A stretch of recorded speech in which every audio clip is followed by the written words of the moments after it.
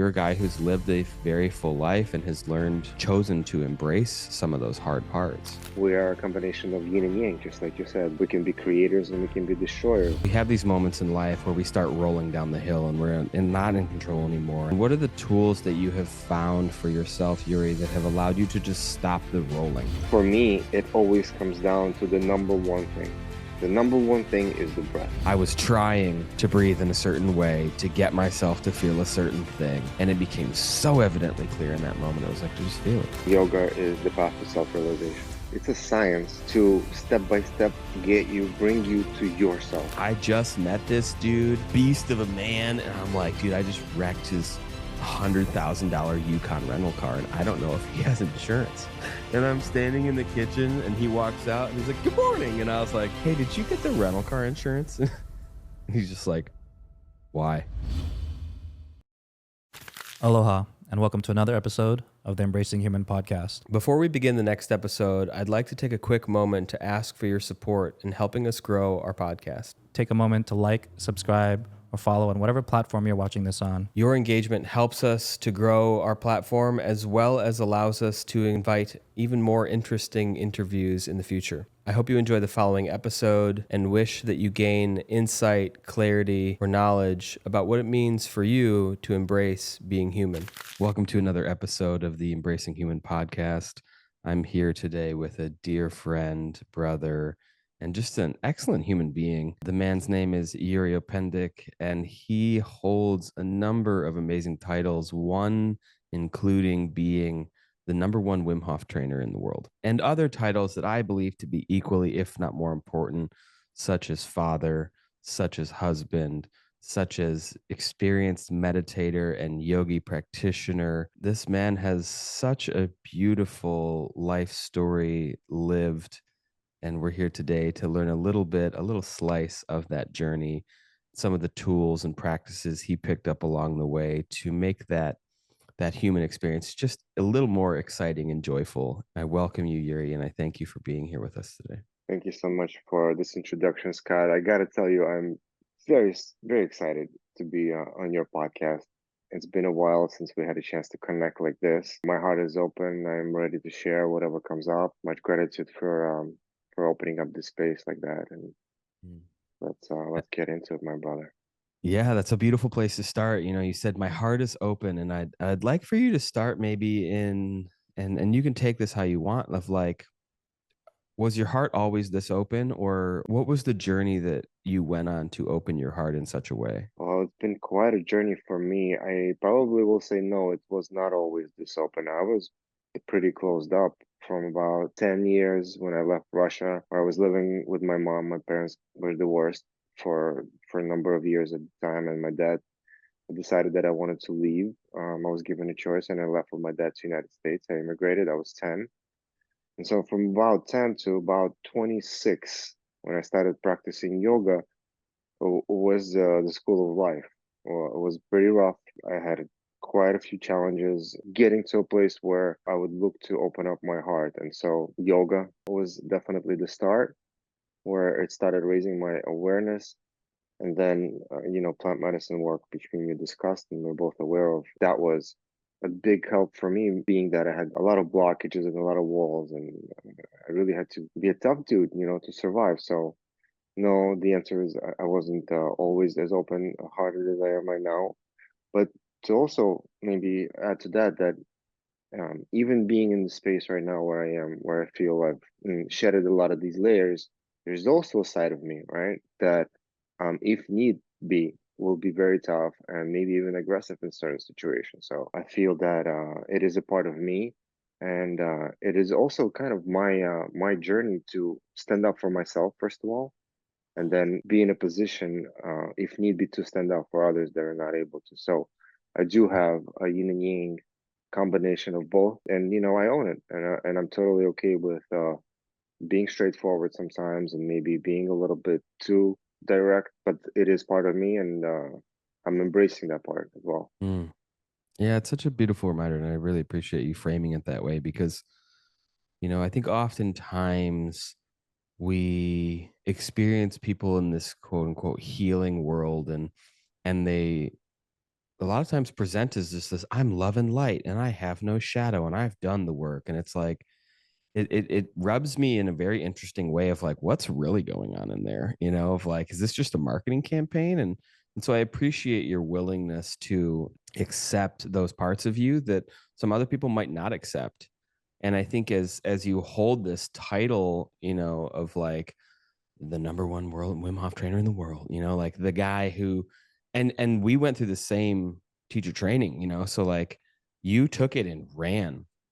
And I think part of what I've experienced from you sharing is the embrace of that whole experience, and how you're not this guy that, sits on a lotus pedal or has figured it out, but you're a guy who's lived a very full life and has learned, or has chosen to embrace some of those hard parts. And life is so tricky, The moment we think that we're enlightened or that we've gotten somewhere, the universe has a way of showing you that it's gonna put you right back into it. So I've learned that lesson already, and I just try to take it one day at a time. So one day at a time, sometimes I mess up, and I always talk about this. I'm not enlightened or I've not gotten anywhere. I'm just practicing with the tools that I've picked up on my path. Sometimes I'm really good at it.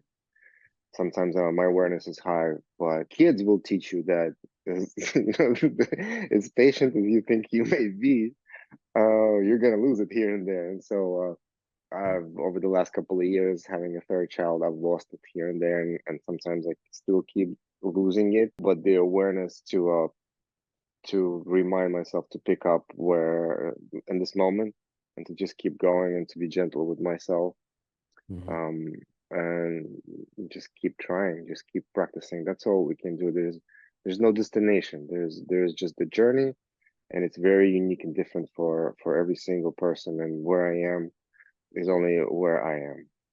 You're in a different spot, and so is every single other person out there. So the important thing is to never compare yourself to others. On our own individual journeys, and we're all doing the best that we can. And sometimes we're successful, and sometimes we fail, and that is okay. It is important to remind ourselves to accept us the way we are. We are a combination of yin and yang, just like you said. We can be creators and we can be destroyers, and life wouldn't be as beautiful and as fulfilling and as colorful if those two sides of us did not exist. Having the yang is an important part of living a complete and full life, I believe, in this physical world. That's what we're here. We are living in a dual reality physical world, so we must embrace it in every way possible. I'm curious the difference between, you spoke a little bit about this 10 to 26-year range before you started practicing yoga and living in New York City.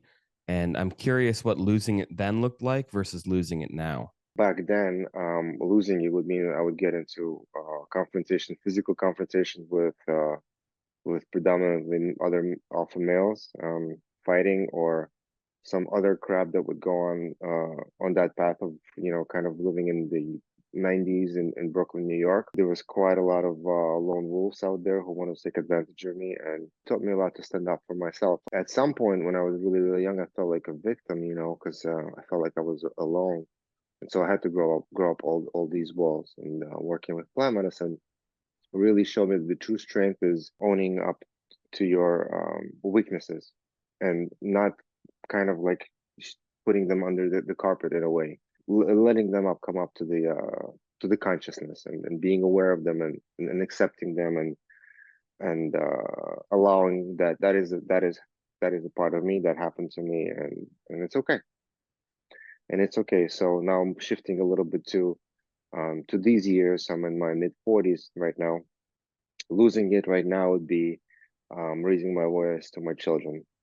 Sometimes maybe being too direct with with my loving partner Daria, who I love very much, and we have a beautiful relationship together. But sometimes I do lose it in a way that I can't be too direct. I don't have enough of patience. I don't have enough energy to give. And then that means for me, that's losing it, right? So if I've dropped the ball, if I've made her feel bad in any way, or, raising my voice with my kids never feels good. But there's three of them, and there's two of them are boys, and they're very active. They can be aggressive. There's no textbook on how to raise kids. Every single one is different, and my kids are definitely different. And I guess I'm just doing my best. I want to be loving with them, but at the same time, I want to let them know that there's always going to be somebody who's stronger than you also. So if you're going to be getting at me, I'm going to show you that, I may get back at you. Is it the best way? I don't know, but it is my way. Of course, I want to find the balance in it all and between the yin and yang. Being a parent is not an easy job, but it's the toughest job in the world. And sometimes I fail, and I think most of the time I'm pretty good. But that's just part of it. Can you speak a little bit about tools that you have found to pause, right? The way I explain it is we have these moments in life where we start rolling down the hill and and not in control anymore, and we're the victim of our biology or of our nervous system. And what are the tools that you have found for yourself, Yury, that have allowed you to just stop the rolling? You don't necessarily even stand up in that moment. You just stop rolling down the hill even further. For me, it always comes down to the number one thing. The number one thing is the breath. And here's the thing about the breath. The underlying aspect of the breath is our awareness.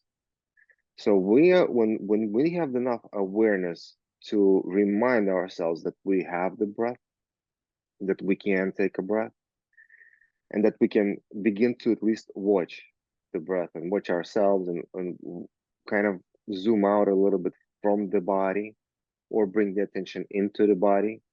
That is the probably the most powerful tool I've ever had or I've used. And I've used this tool, and those people who have come to my events, I most of the time I share that the most powerful tool, the most powerful pranayama that I have come on my path is called warm breath. And it's as simple as taking a deep breath like this. Into the belly, exhale, let go. If you can take that breath, you are aware enough to know that you can watch without being reactionary. And as I say, that one breath turns into two breaths, three breaths, so on and on. And if you can just pause for a second and remind yourself, if there's constriction in your chest, if you're feeling anxiety, this is the only thing that you can come back to is your breath. And it may not be, it's not automatic. It may require hundreds of these warm breaths a day, like I've experienced over the last couple of years, dealing with anxiety myself, just being thrown in these different situations. It works. And if it takes a month, a breath, a week, a year, 10 years, that breath is the gateway out from the stress and anxiety. And of course, we can build on that one breath by having a routine, right? Routine was the key for me. Always is and always will be. It is as simple as having a warm glass of water in the morning, right? You get up early, I get up early. Before eating food, I have a warm glass of water. Then I do some kind of movement exercise, whether it's breath work, meditation, stretching. Now I've been incorporating lifting weights thanks to Paul Chek and learning at the Czech Academy, at the Czech Institute. I've learned functional movement, and now living in this building where we have a gym, I use free weights, and I really started working on my legs and doing lots of squatting, which has brought a lot of energy into my body. So thanks to Paul Chek and his direction, I started lifting weights, and it's really brought a lot of energy into my body. So for people over 40 whose testosterone levels begin to go down, it's a necessary aspect to keep the energy up. So especially doing squats and exercises on your legs. So it's movement, it is breath work, it is meditation. And for me, it is the need to go outside. So I need to get some sun in my eyes. So for me, it's been bicycle riding. It's a form of meditation that I do. I get on my bike and I go, and I can go for an hour, I can go sometimes for two, depending on how much time I have.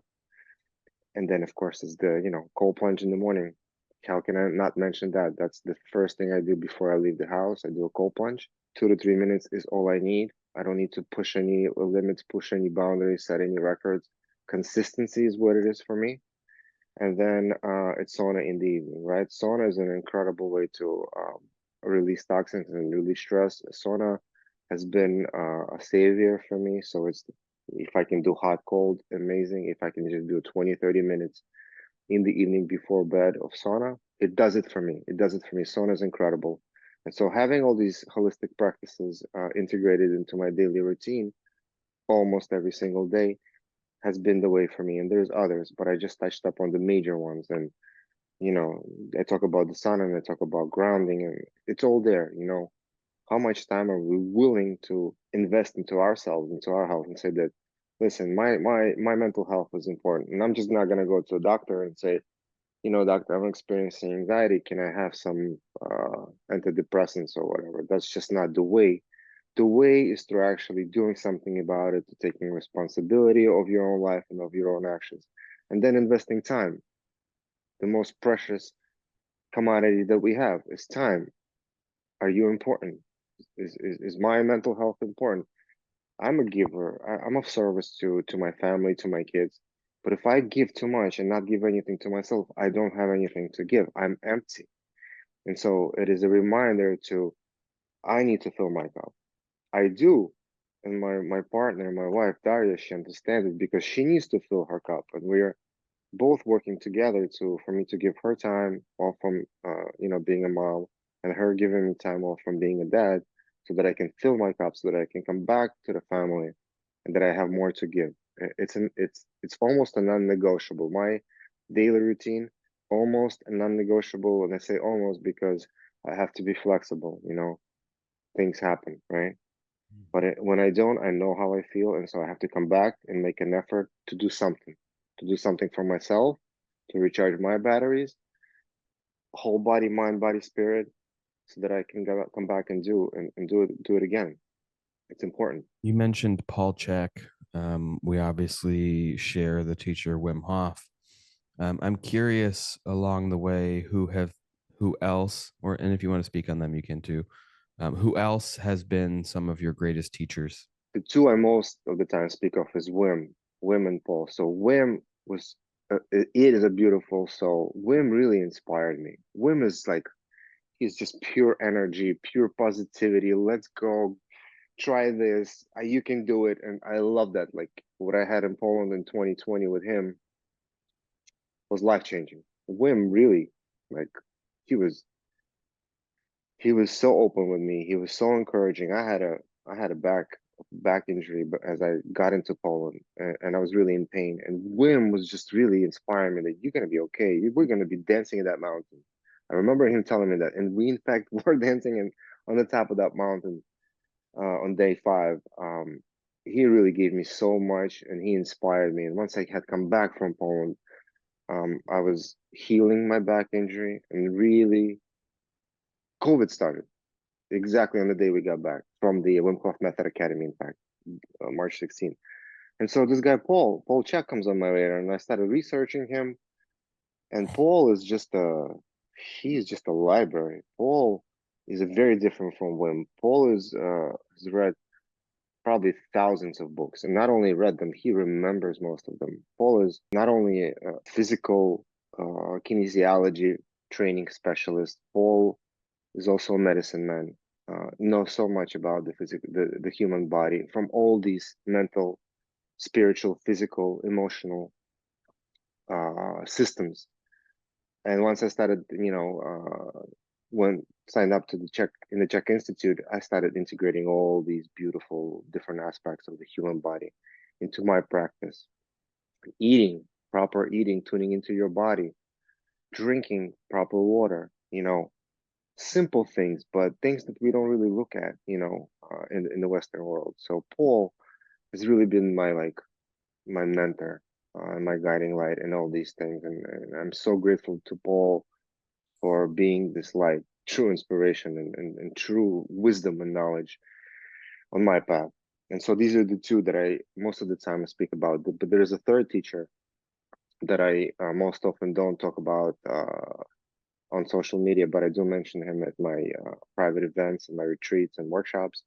And that is my yoga teacher, spiritual yoga teacher that I met in Rishikesh, India when I went 2019 to get certified. And I met him there.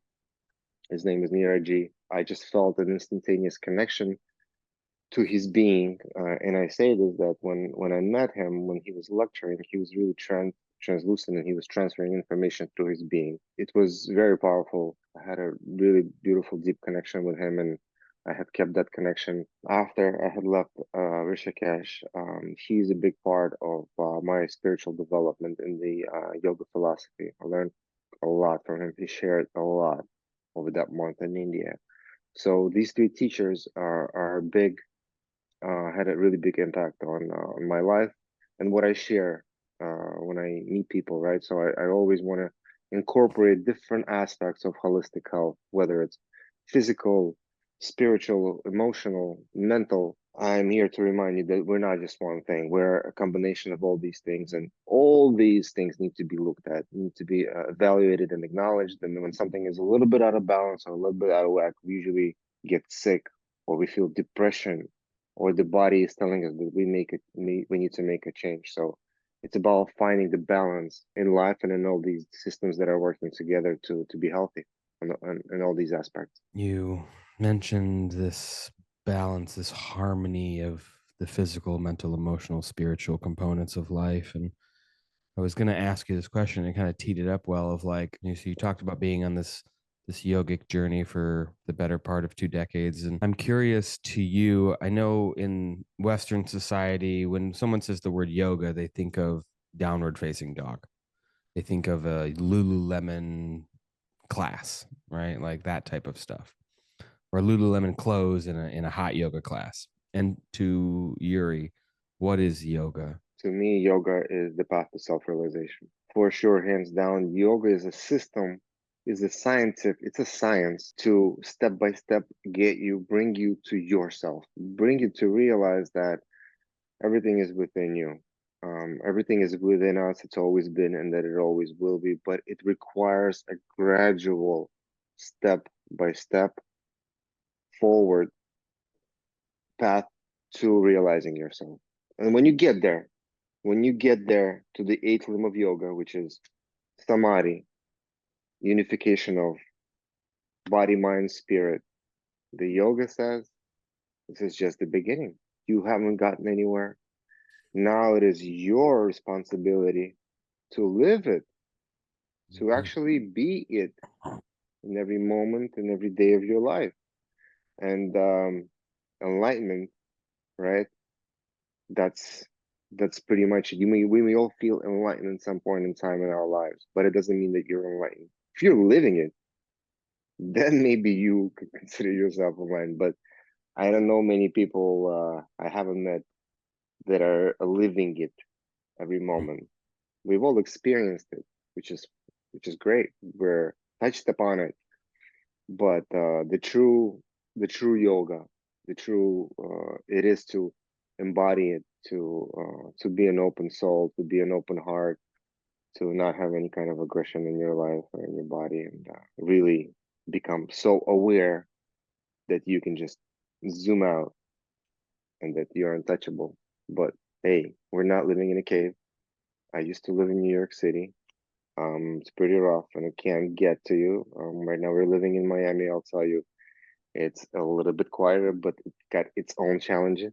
Okay. If you want to live in a cave and meditate all your life, that's your choice. But my choice is to enjoy all this beautiful physical reality. I have kids, and family. And to me, that's where it's at for me. I love it. And it's not easy, but you cannot be a monk meditating every day and having three kids. I mean, you could, but then you'll just be missing the point, right? Yeah, I remember when I was in Colombia in July for a retreat I was leading, and then we brought up the mamos, which are the indigenous elders of the Kogi tribe that live in the Sierra Nevada mountains of Colombia, and they said something that really struck me. Someone was like, "Well, what do you do if you don't have kids?" And he said, I guess he said two reasons to live. You either live in the human world and you propagate your lineage, or you remain a boy and you live in the spiritual world. Mm. Because as humans, we are here to continue the human race, right? We're here to have more children and to keep this thing going. And if we choose not to do that, we stay in the spiritual realm and we live in the magic and the wonder and the mystery that is, why did we come here other than that? And it was kind of triggering to hear in that moment of like, what do you mean I'm a boy? And it was like, well, as boys, you have two of them. They do live in the magic and the wonder and the mystery of the human experience. And at some point, if they choose to have children, they will become the men of furthering this race along.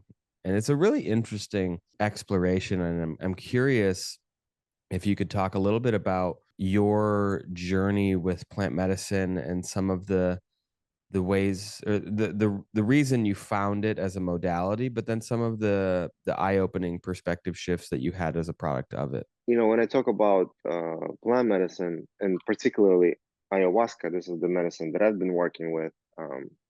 I always say that it's not for everyone, and you should definitely feel into this if this is what you need in your life.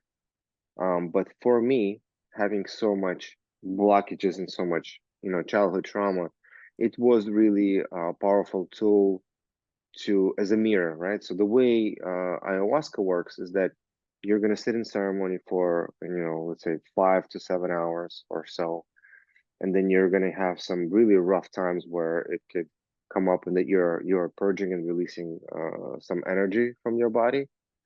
It could be really blissful and beautiful where the downloads are coming and you're getting inspired and you're getting insights into your life. And there's going to be some times there that you will really have to look at yourself, like really look at your ego, look at where you have wronged maybe some people, maybe even yourself, felt that maybe you've made some mistakes, and really own up to it. It's kind of a work. I gotta stay with it, and it's a process, and that's why it's called work, plant medicine, spiritual work. If you don't try to work on it, if you resist it, it's going to be very, very difficult experience for you. And the way the medicine works with you is that the spirit of ayahuasca, really works with your consciousness, with your nervous system. And if there is resistance in the body, if you're resisting something that comes up emotionally or spiritually for you, she's not going to let you go until you work through it. And it may take 5, 6, 7 hours. And if you haven't worked through it that session, it will come up again in the next session. And it will still be difficult. But if you work through it and you own up to it and you accept it and you release it, you will probably not going to get that same lesson again. It will be very different the next time. And every single ceremony, every single session is different. It never repeats itself, never once. You may think, you may expect something, but you're going to get something very different, something very unique. And I worked with this medicine now for 15 years, but really 10 to 12 years where it was hardcore work, lots of ceremonies. And then once I went to India and started teaching yoga, I really started getting into integrating all these lessons. And it was a combination of becoming a yoga teacher, Wim Hof Method Instructor, and a holistic health coach, where I really started tuning into everything that I've been working up to for the last 10 to 12 years. And then I really started just embracing the lessons and putting them out into the world. Now, I haven't stopped working with ayahuasca, but the relationship to it has definitely changed. I will only do it selectively, seldomly, where I feel I do need it, and also with the right medicine man. And it's still really deeply embedded, even more now embedded in my life, in my heart, than before when I was drinking a lot. I feel it. The lessons they're all there, but the medicine won't do it for you. She won't do anything for you until you really start to own it and start integrating all the lessons. One of the biggest things I probably took away from working with plant medicine is that all the blockages is right here. It's in the mind. So if I didn't think that I could do something, it was because I didn't think that I could do something. If I didn't think that I was ready, it's because I did not think that I was ready. And I was raised in a pretty religious childhood with my mom, and then I was put into a yeshiva here with my dad when he took me away. My dad's Jewish, my mom is Christian Orthodox. So I was raised, first of all, on these two religious platforms with my mom in Russia. with my when my dad took me here to the United States. But none of it really sat with me, so I had a lot of rejection. I was asking questions, and I had like lots of questions, and nobody could give me answers. I had, why is this done this way? Why do I need to do it like that? And all the answers that I got did not resonate, did not sit with me. So I had a lot of curiosity. I really wanted to know, well, what's God? What is God? That was, I guess, my main question that I had. I really wanted to know God. And so through plant medicine work, through yoga, combination of yoga and plant medicine, I really got to know God. And to know God is to really, for me, is to see how everything works.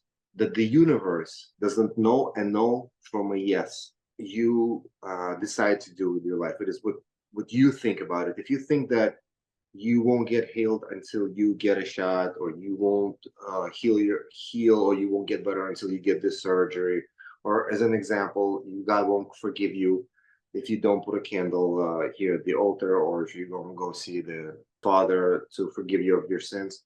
If you think that, then that's that. But if you know that God is always here, always present, always giving and forgiving in this moment of now, then you have access to the limited source energy, to God, to whatever you want to call it. Here and now, it is always there. And all these things, what I realized, were kind of just middlemen and distractions from the connection that we can all have with the source here and now. So when you decide that you have access to God, it is here. You cannot get rid of it. This is the thing. You cannot get rid of all these things, that all the hardware that we've been blessed with and given from the day we were born.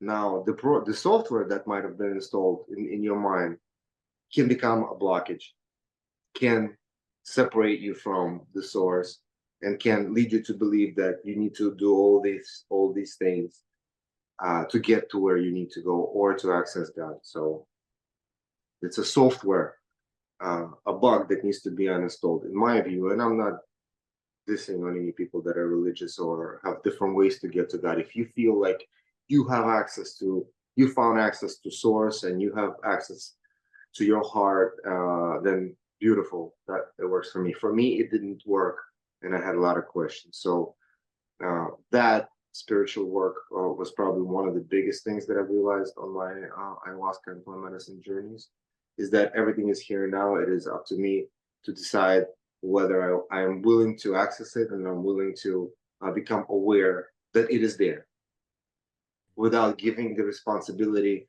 to somebody else to help me to get to it.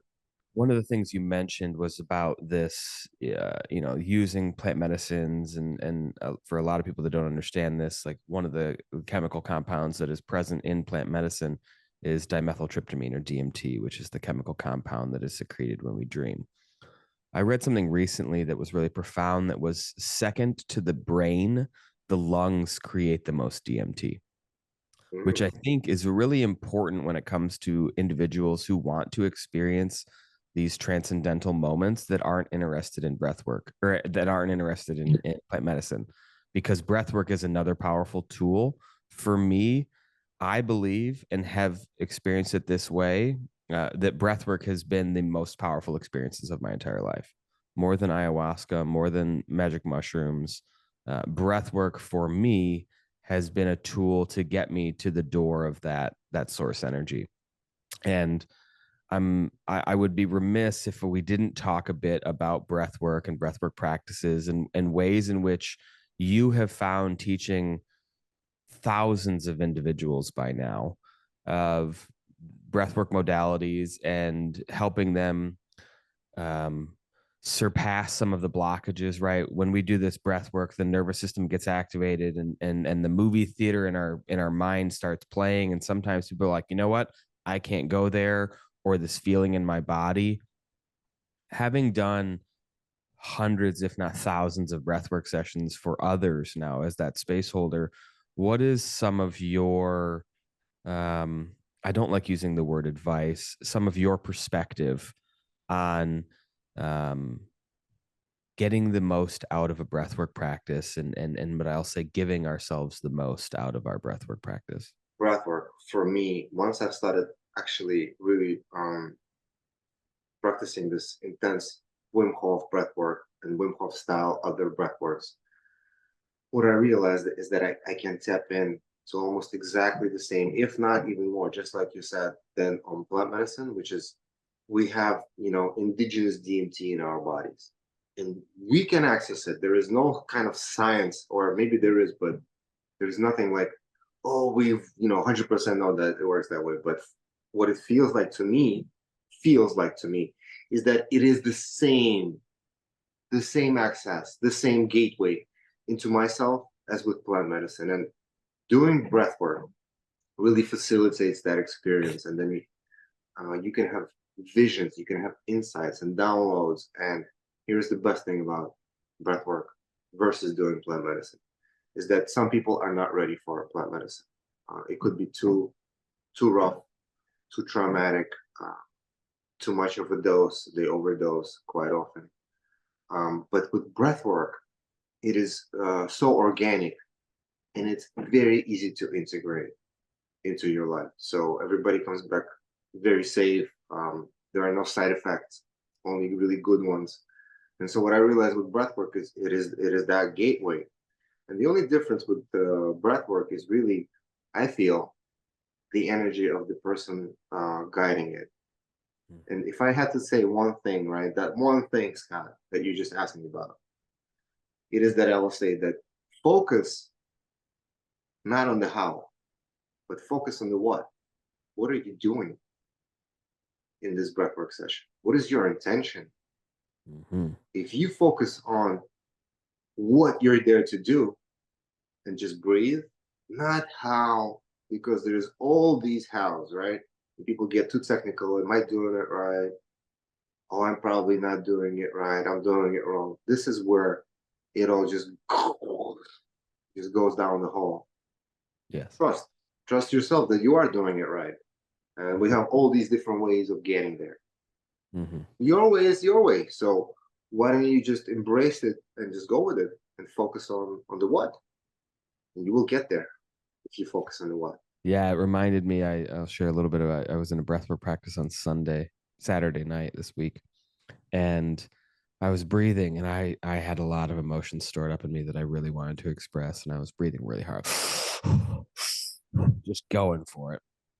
And then all of a sudden, behind my eye mask, this like sheath of white crystalline like geometry came through and was like, "Why are you trying so hard?" And I was like, "Oh." And I have this quote that trying is lying. And I was trying to breathe in a certain way to get myself to feel a certain thing. And it became so evidently clear in that moment. It was like, to just feel it. Just, you're already breathing. It was like, just breathe and feel it. And in that moment, my vision became a vision. I was in this moment and I was angry and I just allowed myself to be angry. And as I expressed that anger, it was so beautifully, like the intelligence of life is so well orchestrated that as I expressed inside of me in a safe place, this anger, my mind had this realization that was like, and the reason you don't do this in life is because you don't think you're worth it. Talking to me. Mm. It was like, you're going to protect that person from your emotions because you don't think you're worth having them. And I just started to cry. I just bawled of just like, wow, that is the way I think of myself. That is how I relate to myself, is that I'm not worth it. And it was just like, oh, buddy. Oh, and just sitting there and holding him and just holding him while I cried, just like letting my body release that. Just, oh, and this, like you said earlier, it's called work for a reason because you have to work at it. It's not called like breath joy, it's like breath work, like you have to work. And we have these beautifully designed mechanisms inside us. And I see this once in a while where I'll be breathing. I'm like, I'm gonna sit down to a breath work practice. And I'm like, and it's like, was that my phone? I think my neighbor can hear me. I could probably just go work right now. And like, The mind is so well designed to be like, you know what? This might all fall apart if you realize that you're magnificent. So we're just going to distract you with something. And so you just don't have the time to realize your own incredible nature. And it's just, and I think to your point, you said it earlier of like everybody's on their own path and there's no right way to do it. There's the way you do it. And it's a really good reminder. So I said this once that like it's not the breath work, it's not the cold exposure, it's the community. Right. And the space that you create in these events where people feel permissed and allowed to be themselves. I saw it on the winter retreat that you and I went on, you know, that I helped you facilitate, and the connection that these people have to feel like who they are is accepted. Not only accepted, but embraced. Not only embraced, but celebrated of like hey, who you are matters. And we're stoked that you're here. And we want you to keep playing your role because no one else can play it. And I think that is such an important aspect. And I'd love for you to speak a little bit about community and support and how that has played a tool in your life, but also how it shows up in the way in which you teach. Well, brother, thank you for that. Just it just reminded me how your gift of sharing yourself, and when I don't speak with you often, I'll check out your gram for inspiration, and you always just being so honest with yourself and sharing it with others, because that's really where it's at. It is the vulnerability that we can show. And you spoke about not being enough, and that kind of like stuck with me, right? I've been working with this all my life. And sometimes I get there and I'm like, "Whew, wow, I feel so." And then there is times and days or periods in my life where I feel like I'm not enough, right? And what I realized is that we are kind of all struggling with the same thing, especially now because we have all this distraction, right? Before, you had the newspaper, you read it, you put it down, that's it. You go out into your fields or you play with your social, you're with your social friends. And now we have all this distraction, all this comparison with the social media, and this guy is doing this and this guy is doing that. And we're constantly kind of like consciously or unconsciously, comparing ourselves, over thinking, wow, we're not enough. And it is the coming back to that we are perfect the way we are, and all the competition only really exists here in the mind. When we are able to really just say, like, it is okay. I'm doing the best that I can, and I'm not competing with anyone. I just want to be the best version of myself. And this is what the energy that we want to bring to any workshop, if it's 4 or 5 hours, or especially if it's a four-day retreat. We come there as ourselves, and maybe it takes a little bit of time to loosen up and to let go of the walls. But we are there to say that we accept each other the way we are, and we are there to support each other the way we are. We are here all to connect and to learn from each other, to hear each other, right? To listen to each other, and to just simply maybe just be. Maybe we don't have to say anything, but if you can sit next to your neighbor, to your buddy, right? And you can look him in his eyes when he or she speaks. Maybe there's some depth that comes through that whatever comes up. If you can just be there for that person, you have no idea how much you're already doing for that person. That's Right. it. We just need you to be present. So that presence, that space holding, we focus on that. Everything else, the cold plunging, the breath work, the nourishment, it's a part of it. But it all comes down to that main aspect of community and to self acceptance, to being with each other. There's so much therapy in that, so much healing in that. That's where it's all at. So that's how we do it, and that's what we want to focus on. The cold exposure, we never force anything. We go with the flow. You want to do it, great. You don't want to do it, that's also great. Listen to your body. Mm-hmm. Sometimes you feel awesome and you feel strong, and sometimes you just don't, and it's okay. Mm-hmm. It's okay to say no, and it's also great to also honor yourself and to be like, hey, this is something that I don't want to do right now.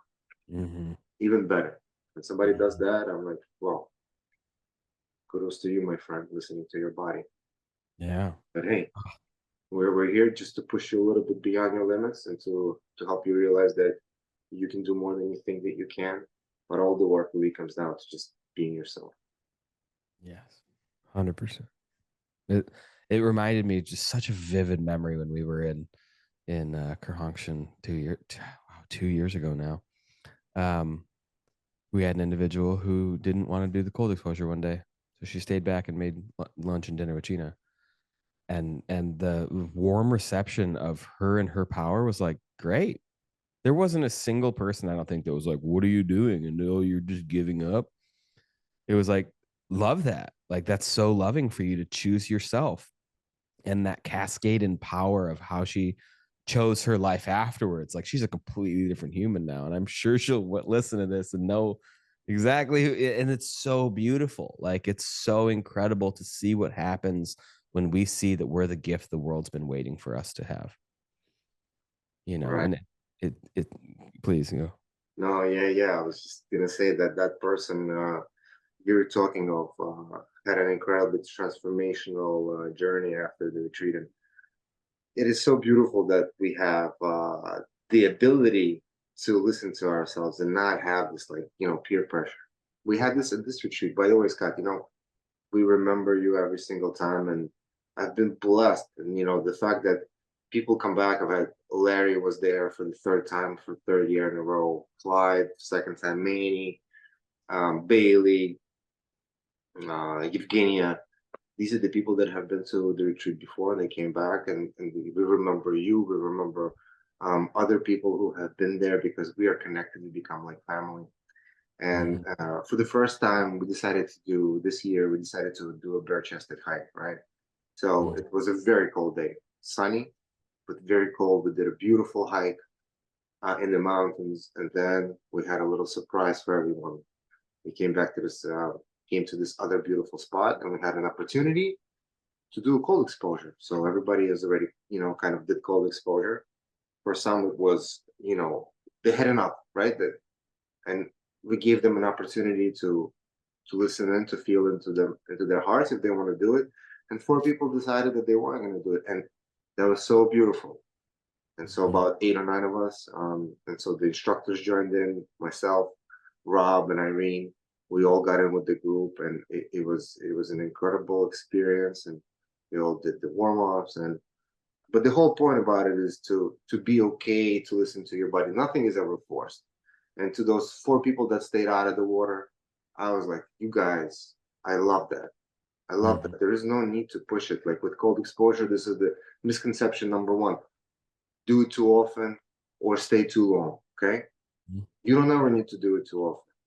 If you can do it every day, like, but let's say I live in Miami, it's hot. I need to balance myself out. Maybe you live in upstate New York. Maybe you don't need to do it cold plunging every day. Two, 3, 4, 5 times may be enough for you. Some people like to push their limits and stay too long. 4, 5, 6, 10 minutes, and Right. do that too often. That's also unnecessary in my eyes.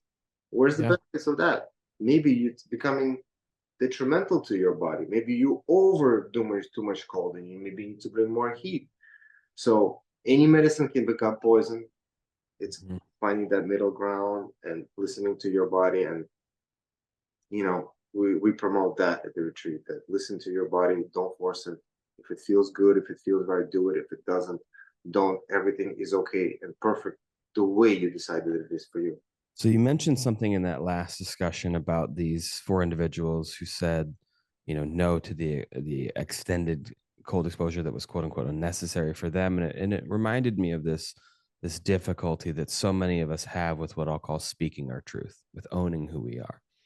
And so one of the questions that someone submitted for you, which I think is really valuable for a lot of the people who quote unquote look up to you to hear is what is something that you've struggled with in your life, and what have you done to learn how to be with that in a more loving way, or what practices have you used to be with that? It's working with the feeling of lack. Mm. Once we came to the United States, we really didn't have anything, and my dad was really focused on kind of making a living here and studying. So we were kind of poor, I would say. To be honest, all our furniture was from the trash, from the garbage, as they say. We couldn't believe it, the things that they were throwing out here in the United States coming from USSR. Maybe we did not have all that, the things that we saw people throwing out here. So I kind of grew up feeling lots of lack. And I think this is the biggest struggle for me is to leave that behind, right? Having three kids takes a little bit of a toll on me, and really once moving here to Miami because things are starting a little bit more expensive here. Lifestyle changed and lots of different things changed. And for me, it's been working through that I have enough, not for myself, because I can I can survive on 500 bucks a month and I can sleep on the floor. I'm very minimalistic, but once I started having kids and now having a third child, I've been working through some feelings of lack. That's to be quite honestly, and I'm doing my best and to not feel that, to feel abundance in my life, and I'm practicing all these things, but it's quite different. It's quite different with my wife being laid off from her job before she was about to give birth. Lots of different things happening in my profession, and I never want to, and this is what I realized, that I never would want to make it a business out of my holistic practice. Maybe in some way in the future it turns out that way, that I can make money, or in some way maybe even support a family doing what I do. Hmm. But at the heart level, this is what I feel, that I just want to have it as my passion. And if I make money, great. If I don't, I just want to keep doing it. That this goes for the benefit of others, and that people are able to gain from it, not just something material, but something inside. So, Yeah. um, to answer your question, this is what I've been working on probably throughout my whole life, in kind of programmed into me from my family roots. We grew up in a family of four, and bananas were a deficit in United. If you had a banana in Russia, it would be divided into four parts between four children, green Hmm. one to say the least. So it's an interesting path, and I'm just jogging along, doing the best that I can about it. Yeah, I really appreciate you sharing that, Yuri. And it's something I deeply resonate with, not so much in my own experience, but in my DNA. Like my mom grew up extremely poor in post-war Korea, to the point where she would recount stories of eating bugs because that was the only food they had. And she has a lot of shame around it. And it's a really interesting experience as the next generation in my lineage to struggle with that, of like there's never enough and I need to like protect myself from that. And as you shared it, there was such an interesting thing that happened inside of me, where you said that you don't want to feel lack. And I was curious what happens inside of you when you do feel lack? Like what feelings and emotions come up? It's definitely constriction, right? Hmm. It is like, well, what do I do if I don't have enough money to support my family, right? What do I do if this source of income falls through? How am I going to support my family, right? So that feeling for me is a feeling of constriction. It's an anxiety, to be Hmm. quite honest. Yeah. Uh, how do I work with it? Is I breathe, I Hmm. zoom out, and I do look at the bigger picture, right? In the bigger picture, we have a beautiful family, and we are healthy, and we are living. And as long as we are healthy and we are living, we have so much. We do have abundance, and all these things that I'm from time to time concerned about, or sometimes worried about. I trust. I trust that it will work itself out, that I will make it happen. I mean, I've been doing it all my life. And so if something happens that I'm put in a situation where I have to reinvent myself one more time and do something out of my comfort zone, uh, I'm pretty confident that I will do it. Yeah. But it does come up. It does come up. So here we are. Yeah. And it's real, right? Like this is the interesting thing. Cause what I was thinking about is like, cause I feel this often, like, oh, I'm feeling lack. I'm not making enough money. Like, it's not going to work out, or, just that like negative thought loop, that constrictive feeling you're speaking of.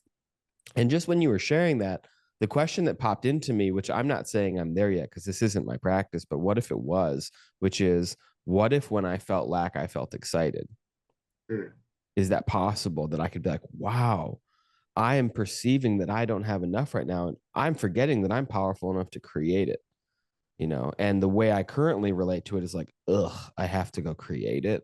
I don't have it, and it's like, it just kind of like gave me a little like bookmark to think about later after this conversation. So I appreciate you and this conversation and the way in which it arose. And it's part of the reason I think this podcast is arising is it's giving people an opportunity to ask a different question, right? Like, what if? And I think, something we brought up earlier, which I'd love to give you a little opportunity to speak on now, is your buddy Dave, right? And this idea of, you know, what do we think about when we think about our friends passing? And I'd love for you to give him a little bit of a shout out, or just a space to feel honored. Yeah, thanks, Scott. If I may, I would love to dedicate this podcast to my friend Dave, to his memory. I met Dave in Poland in 2020 when I was there for my first experience with Wim. Dave was there with his son Max. Max was 17 at the time, and I think Wim said that Max was the youngest participant back then to climb the mountain in his shorts, and Max was just a really skinny teenager, and Dave was there for Max to help build him up, to show him Max's real strength. And Dave was just a beautiful human being. Me and Dave became good friends. Um, Dave helped me out on a couple of events after I became an instructor, and I got a chance to really connect with him and to know how big of a heart that Dave has. Dave was a truly giving. He was just a man of abundance, and you see, I'm wearing his shirt. Uh, Dave had a project that was called "Be Nice Today" project, and so Max was at my retreat last week, this weekend in the Catskills, and he gifted me this shirt. Dave died a couple of months ago of cancer, and I'd love to take a moment to just, in his memory, just because of Dave's energy, and every single person that has ever crossed paths with Dave, they only spoke the most beautiful, warmest, how big of a heart Dave had. He was just a man of abundance, and so I'm going to be connecting to Dave's energy quite often, thinking about him, how he loved life, and how much he had to give. And um, Mm. this is Dave. Mm. Beautiful. Thank you, God. Thank you, Scott, for also putting that bookmark, that we can also get excited about feeling of anxiety and don't have enough, and feeling of lack. And why not transcend? Why not get excited about, hey, here is me not feeling enough, and why not me getting excited about doing something different or feeling a little bit different about that. So I Mhm. think that's beautiful, and that's something that I'm going to take away from our conversation here, and really try to sit with that, and let's get excited. Like, we don't have enough, but we have the opportunity to feel enough. We have the opportunity to create, and we're still young. I consider myself young, and I consider myself healthy. So I got 10 fingers, I got 10 toes. I'm very mobile. Why not get excited about creating? Right. Well, and I think this isn't random. It's not random that this reframe is coming up in the space of talking about Dave, right? As Dave is this reminder of like, hey, how, like, get excited, like, be love, don't shrink into fear. Just seeing his smile of like, hey, like, to me, and the quote is something like, grief is just the unexpressed love, right? And it's just such a beautiful reminder to celebrate these people that remind us of the opportunity to live in love. And I would love to take a moment to just be with our breath and remember those in our lives that have left and that we've quote unquote perceivably lost that are still here with us now. And to remember the things that make us miss them, not the that make us pissed off at life because they're not here anymore. Like we got to have that. I got to have 14 beautiful years with my dog who, when he passed, I fell apart. It was some of the worst experiences of my life, and I wouldn't wish it upon anybody. But what I would wish upon every single person I've ever met is his love. I hope that people get to experience that level of love, that level of joy, that level of excitement. Right. And I say that for Dave. I say that for Chester. I say that for every single person listening to this who has a version of that, to remember to come home to that. And so let's just pause for a second. Just come back to the breath that we still get to share.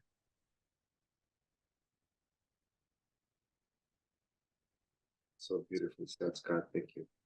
Mm-hmm.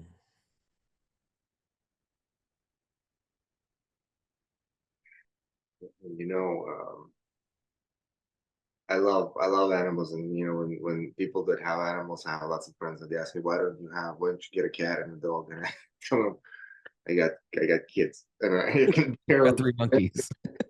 barely handle them.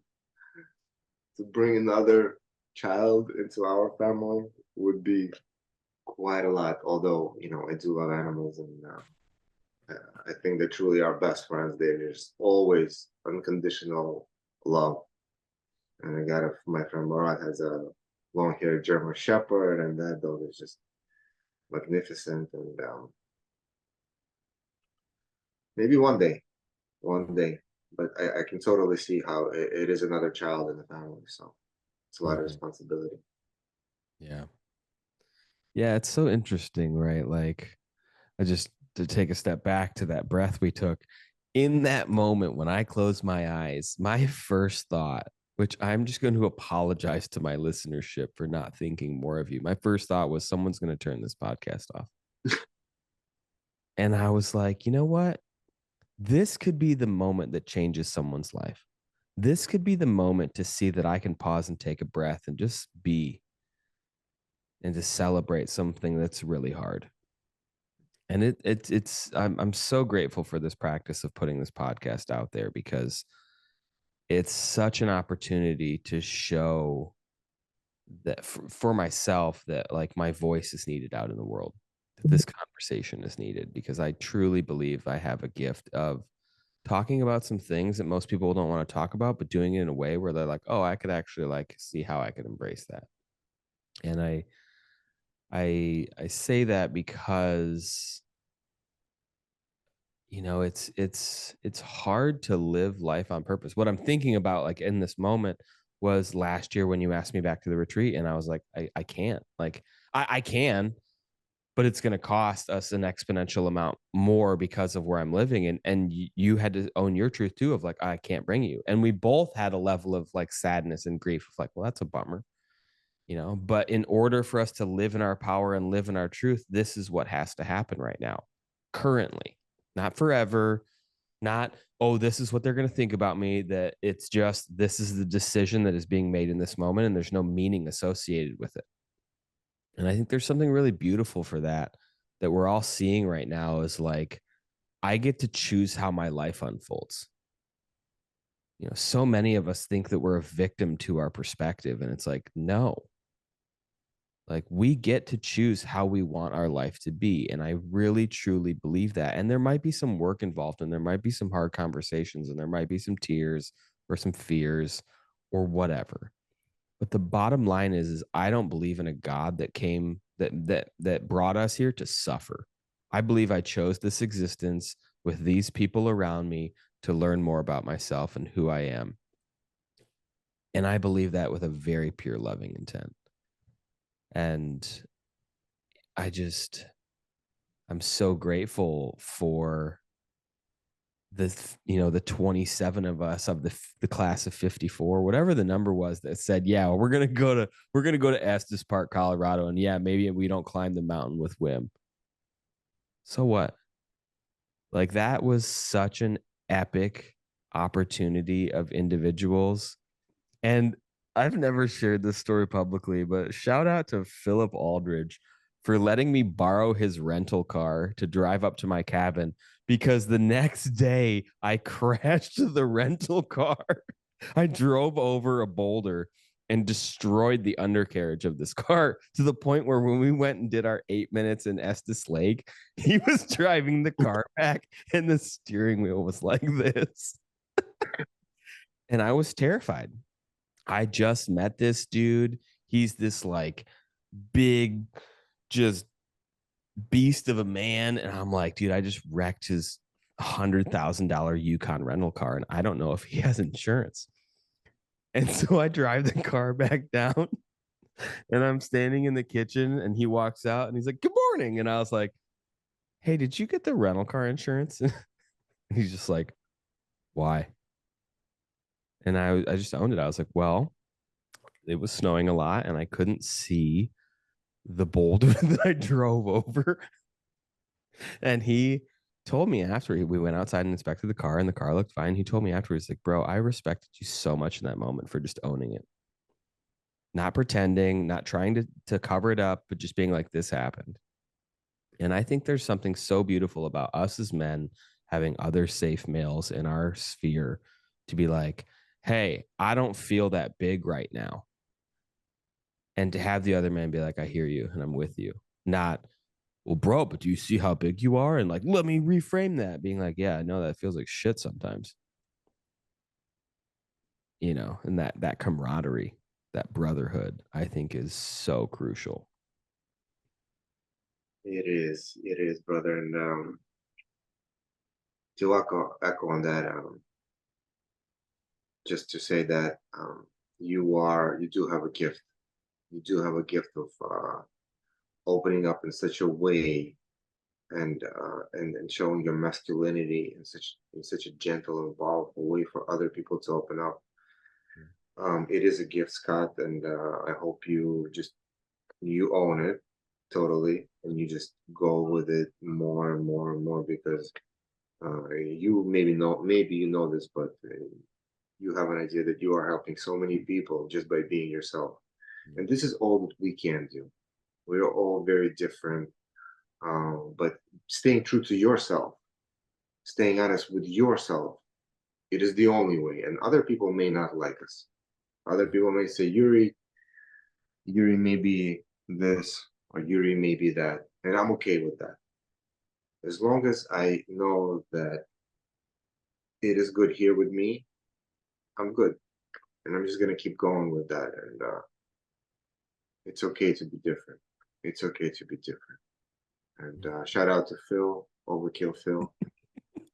He's actually coming to the retreat in February. And Scott, you were such a big part and such a great, huge addition to the energy that we shared 2 years ago in Catskills. I hope that you can make it next time. You always are welcome.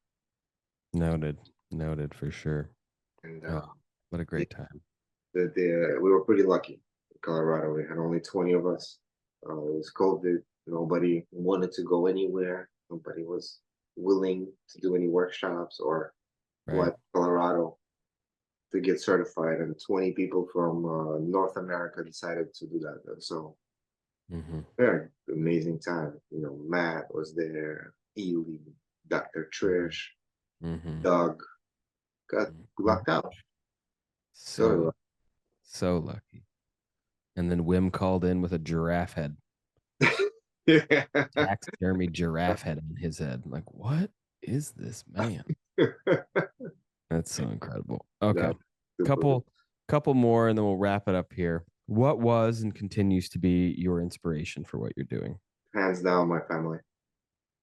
Hands down. So if it's my spiritual teachers that I mentioned before in this cast, day to day, it's definitely my wife, my kids, and of course my aging parents that now I see the unfortunate decline in their health, and they're getting much older. It just brings lots of emotions into my life to live it first of all for my kids, to be the best that I can be. Everything that I do is really for them. Otherwise, I don't know if I really would have such a clear purpose in life. Mhm. I love being a father, and I love working it out and seeing them grow. And I hope that they can grow up to be stellar young men. And now I have a 1.5-year-old daughter who's completely melts my heart. So that is clearly hands down my inspiration. What advice would you give to your 20-year-old self? Hmm. Uh, Buy Bitcoin. Yes. But Good answer. to be to be completely honest, probably do a little bit less partying. So less partying and more spiritual work would have probably propagated maybe me in a little bit Mm. different path. But I don't know, Scott. Everything was beautiful the way it is, pretty much. All the shit, all the challenges, all the things, all the people that wasn't so great. They were there for me, right? They were to show me the way to kind of help me grow. So I always say, all the challenges in our lives are there for us to grow. I I don't know if I I would felt want to. that as I asked it. I was like, he's gonna say nothing. I love that you said buy Bitcoin because it's such a humorous, light answer. But in reality, it speaks to your level of acceptance and embrace of your life that like you wouldn't be who you are without it. And so, of Totally. course, yeah, like a little less partying or maybe one less drink, blah, blah, blah, blah, but whatever, like one less blunt. But at the end of the day, it's like I am who I am because of who I was, and I really appreciate and you live that. And I really appreciate that about you, Yuri. Your energy precedes you. I'm just being myself with you. And thank you for allowing me to be really feeling so comfortable with you to go into the depths of just being completely honest with what I say here. On that note, if you had a message you could share with the world, what would it be? I'm gonna share the message of Dave, and it is truly also my message is just be kind, Mm-hmm. be human, show some compassion. And I'm not saying I'm so perfect in that. No, I'm just saying that if we can live by that motto, just being a little bit more kind, showing a little bit more love, a little bit more acceptance, a little bit more support to the human next to you, I think this human experience would be completely transformed because we're only here to support each other. If we think that we're competing with each other and that I'm going to be better than you, then we're just missing the whole point of this whole thing. This is a show, Mm-hmm. circus. It's a theater. It's a test. What are you going to do in that tough moment? Are you going to stomp on that person next to you? You're just going to crush over their body and step on their head, or then maybe you're just going to help them get up and maybe feed them, maybe say something that's gonna encourage them to keep going. So I will say, be a little bit more kind. Be kind. Be nice today, in the words of Dave. In an effort to more fully embrace our human experience, according to Yuri, what does it mean to be human? Being everything, both the yin and the yang, the love, and maybe the destruction, and embracing that. Just being human means to me being real, owning your shit, knowing that you can screw up and that you can also, love and create. So it's always a combination of both. To say that I am just love or I'm just light would be a total complete lie because I'm a combination of the yin and the yang. And to live the human experience, it means to be both, to be able to be both. And sometimes I need to be more yang. I'm not gonna let somebody kill me, or I'm not gonna let somebody hurt my children or my family. I'm definitely gonna do something about it. And Mhm. so, but of course, my intention is to be loving and compassionate. But it is a combination. And just knowing the fact that I can, I can if I need to, Mhm. is okay with me, and it is part of me. Mhm. Lastly, just for our listeners, where can people find you in both the in person experience, online, learn more about what you're up to, maybe work with you? Thank you, Scott. I have a website. It's called evolvewithyuri.com. On there, there's information about the upcoming retreats. I do a couple of retreats a year, sometimes one, sometimes two. There's going to be an expansion on that, and so some warmer climates closer to you, maybe, Scott. Let's go to Maui, baby. Maybe we can reconnect soon. I do have a Instagram, which is openmind_inc. There's a Facebook page, Evolve with Yuri, but for the most part, sign up to my mailing list on my website. That's what really I'm going to use going forward as far as giving the heads up on any kind of new events or coming up. And I usually do a summer tour across the US in the summer months, starting in June to August. Beautiful. Yes, I highly recommend people reach out, connect with Yury, find your way to one of his events. If you can, he goes all over the country, sometimes beyond. And yeah, find your way to one of his events and breathe with him. It's something that I think everybody could benefit from. So Yury, thank you so much for taking the time out of your busy schedule, away from your family, and sharing your gifts, your light, your experience, your journey with us here today. I deeply appreciate it. It's always fun to connect with you. So many beautiful stories. We might be getting a kiddo jumping in here. Come on in. Thank you. Yeah, thank you, brother. Perfect timing. My kids just got back from school. Awesome. Maybe they want to say hi. Hey. This is my oldest Victor. This is Andre. Hello. Cool. Did I see you guys were fishing recently? Were you fishing recently? I think your dad posted a picture of you guys. Yeah, That's we cool. did. We did. What you guys getting up to? What you like doing these days? Fishing. A lot of fishing. What grades are you guys in? I'm in sixth. I'm in Okay. Wait, sixth and second. second. Okay. Hey there, little one. She just woke up. So Ah, actually, our cast was like just perfect timing, Scott. Because we perfect. totally, all the kids were still busy. Now they're here and going back to being a dad and caring for the life. Amazing. All right. We need a little photo here for this. Wait, we lost one. What happened? Awesome. I'm coming. Coming back. All right, y'all. Everybody say, what do we want to say on 3? Family on 3. 1, 2, 3. Family. Amazing. This was such a treat, Yury. Thank you so much for taking the time. God, likewise, thank you for really creating the space for us to go deeper in together like that. I truly haven't done a podcast in a long time, so doing it with you is just really heartfelt and beautiful, and I do hope that I can get to see you soon. Absolutely, brother. We'll make that happen. Thank you. Awesome, y'all. Have a wonderful day. We'll talk to you soon. Thank you for taking the time to listen to the interview today. And if you haven't already done so, please like or follow us on whatever platform you're listening to, and let us know if you have any questions or comments or requests of future interviewees. And we hope you find this inspiration, the clarity, and the direction to fully lean into being human, whatever that means for you. Aloha.